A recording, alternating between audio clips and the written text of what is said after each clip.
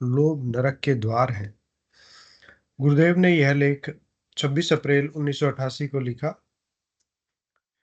गुरुदेव लिखते हैं, श्री कृष्ण ने उपयुक्त तीनों वृत्तियों काम, क्रोध तथा लोभ को नरक का द्वार कहा है। भगवान ने ऐसी आसुरी प्रवृत्ति वाले मनुष्यों की व्याख्या करते हुए कहा है, अहंकारम बलम दर्पम कामम क्रोधम च संश्रितः मामात्म परदेहेषु प्रद्विषंतो भ्यसूय कहा।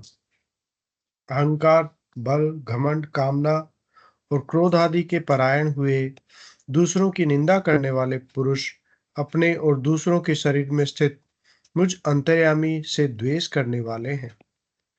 नातहं द्विषतः क्रूरान् संसारेषु नराधमान् क्षिपाम्य जस्न मशुनाभ भानास सुरेश्वेषु योनिषु।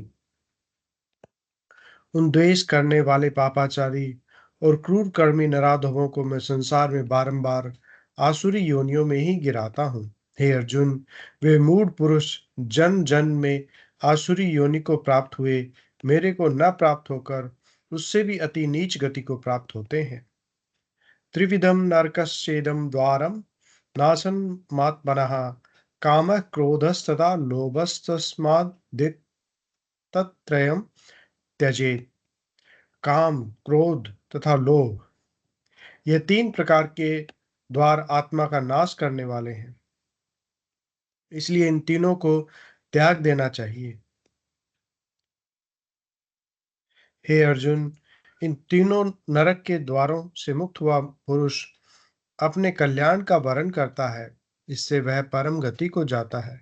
इसके बावजूद इस समय युग के गुण धर्म के कारण प्राय संसार के मनुष्य आसुरी वृत्तियों से ग्रस्त हैं, अपना खून ही स्वयं को काटने को तैयार है। एक ही पिता के पुत्र एक दूसरे के प्राणों के प्यासे हैं। ऐसा घोर अंधकार जब भी संसार में हुआ है तो उस परम सत्य को अवतरित होना ही पड़ा है। इस संबंध में संसार के बहुत से संत पुरुष भविष्यवाणियां कर चुके हैं। जय गुरुदेव, जय दादा गुरुदेव।